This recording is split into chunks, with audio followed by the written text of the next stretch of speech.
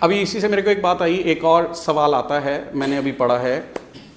वो कहते हैं जी आप मॉल वगैरह में कहते हो कि ले जाओ, सोशलाइज करवाओ, ले जाएं क्या, इतना तो शोर मचाता है, भागता रहता है। आप कहते हो ग्रॉसरी स्टोर में ले जाओ, वहाँ जाकर वो चॉकलेट मांगता है, आप कहते हो चॉकलेट नहीं देनी। तो आपके बोलने में और हमारे करने में बहुत फर्क है। एग्रीड, मानता हूँ, कहने में और करने में अंतर है, तो ना करें, करना है। आपको थोड़ा एक्स्ट्रा स्मार्ट होना पड़ेगा। ग्रॉसरी स्टोर में जाना है तो मत जाओ चॉकलेट वाली साइड से। आजकल बड़े बड़े मॉल्स में ग्रॉसरी स्टोर खुले हुए हैं, अंदर जाने की कोई टिकट भी नहीं है, कोई पैसा नहीं लगना। आप एंट्री चावल वाली आटे वाली साइड से करो, मैं देखता हूं कहां से मिलता है उसको चॉकलेट। आई नो मुश्किल है, स्ट्रेटेजी तो बनाइए। आपने कहा जी मॉल में जाता है, बहुत शोर मचाता है, इसको कंट्रोल करना मुश्किल हो जाता है, इसीलिए तो बोला कि जाओ, कोई नहीं रोकेगा आपको मॉल में। और परवाह मत कीजिए किसी की भी कि कोई क्या कह रहा होगा या कैसे देख रहा होगा, डोंट वरी। बच्चे को एक्सपोजर देना है। मैंने कहा 1 घंटे के लिए लेकर जाइए, मैं आई एग्रीड, नहीं संभाला जाएगा 1 घंटा, 10 मिनट के लिए ले जाओ। अगले दिन 12 मिनट के लिए ले जाना, उससे अगले दिन 15 मिनट के लिए ले जाना, 2-2 मिनट बढ़ाते रहो। आई एम श्योर बच्चे को एक्सपोजर जब मिलेगा ना, तो बच्चा धीरे धीरे धीरे अडेप्टेबिलिटी दिखाएगा, वो ओवरवेल्म नहीं होगा नई सिचुएशन से, वो चीज़ों को समझना शुरू कर देगा। इसलिए मैंने कहा अलग अलग सेटिंग्स में लेकर जाइए ताकि बच्चे में कोई फिक्सेशन ना हो जाए।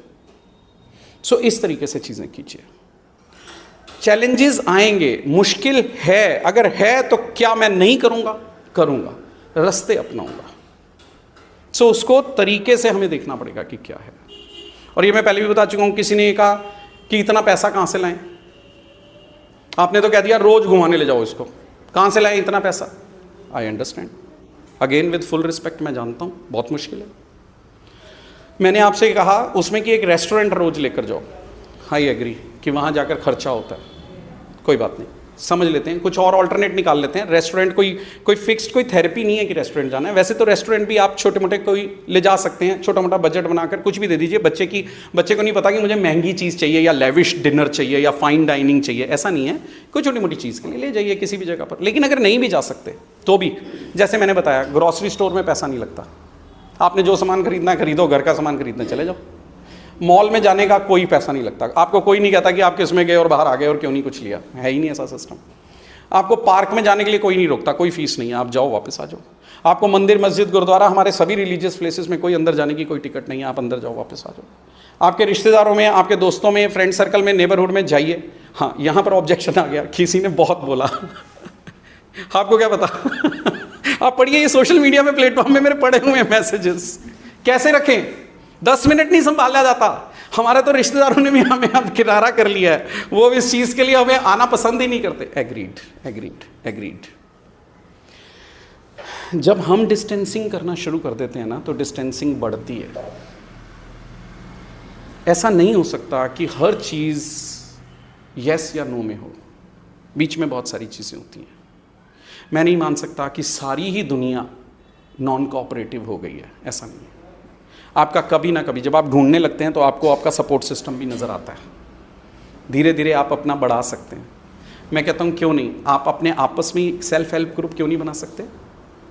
आप पेरेंट्स, चलो मैंने मान गया, पीछे मेरे यहाँ पर कोई एक था, सितारे ज़मीन पे मूवी आई थी कोई, मैंने यहाँ पर एक प्रोग्राम किया था कि सारे जितने पेरेंट्स हैं वो अपने सारे बच्चों के साथ थिएटर पे चलिए। हमने अपना पूरा हॉल बुक करा लिया था कि आप परवाह मत करना कि कोई दुनिया क्या कहेगी, आप 1 मिनट के लिए पहले ये समझो कि आपका बच्चा थिएटर में भी जा सकता है। आप सोच ही नहीं सकते कि हम मूवी देखेंगे। हमने एक पूरा हॉल बुक कराया, सारे पेरेंट्स सारे अपने अपने बच्चों के साथ, हमने कहा कि चलो चलते हैं। देखो वहाँ जाकर कितने लोगों ने मुझे यही बोला कि आज आपने हमें एक नया कॉन्फिडेंस दे दिया, हम कभी सोच भी नहीं सकते थे कि हमारा बच्चा इसमें कभी सीट पे बैठेगा भी। वहाँ पर ऐसा नहीं है कि सारे बच्चे बैठ गए, लेकिन उनमें से कई बच्चे बैठे। तो मैं ये कह रहा हूं कि अगर हम सोशलाइजेशन का एक्सपोजर देंगे ही नहीं तो हमें पता कैसे चलेगा कि मेरा कौन सा बच्चा क्या कर सकता है और क्या नहीं कर सकता।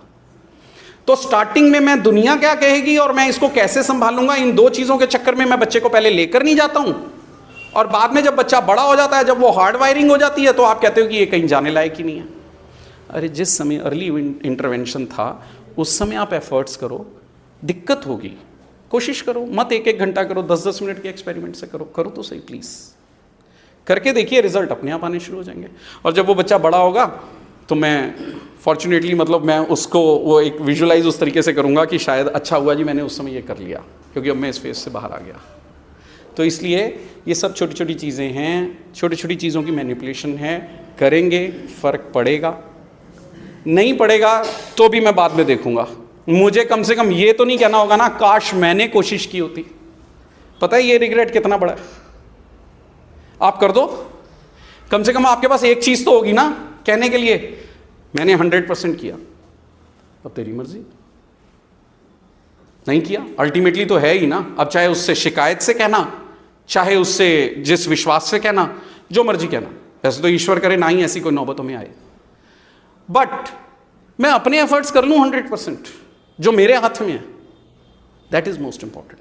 जस्ट गिव योर 100%, सही दिशा में एफर्ट्स, सही दिशा में होने चाहिए, और फिर देखेंगे कि बाद में क्या है। अगर तो फर्क ही आ गया तो फिर तो चाहिए ही क्या, फिर तो चेरिश करेंगे उन मोमेंट्स को हम लोग। और ईश्वर ना करे नहीं आया तो कम से कम ये तो नहीं मैं कह पाऊंगा ना कि मैंने कोशिश नहीं की, आई हैव गिवन माई 100%। और जब मैं इस कॉन्फिडेंस के साथ और इस डिटर्मिनेशन के साथ जब मैं काम करता हूं ना तो रिजल्ट आता है। क्यों नहीं आता? प्रोबेबिलिटी बहुत बढ़ जाती है। और ईश्वर ना करे अगर बाई चांस नहीं आया तो वो फिर मैं बाद में बात करूंगा, पहले जो मैक्सिमम हो सकता है वो कर ले, ये चीज़ है इसमें, ठीक है। और ये सिर्फ एक मोटिवेशनल स्पीच नहीं है, ये एक रियलिटी, एक प्रैक्टिकल अप्रोच है।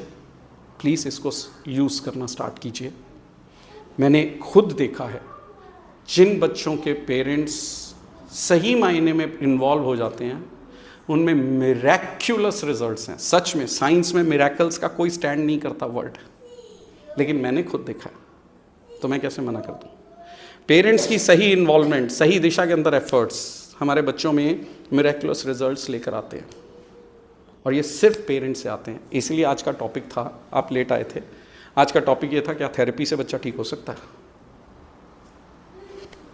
नहीं हो सकता, सिर्फ थेरेपी से नहीं हो सकता। ठीक है, चलिए।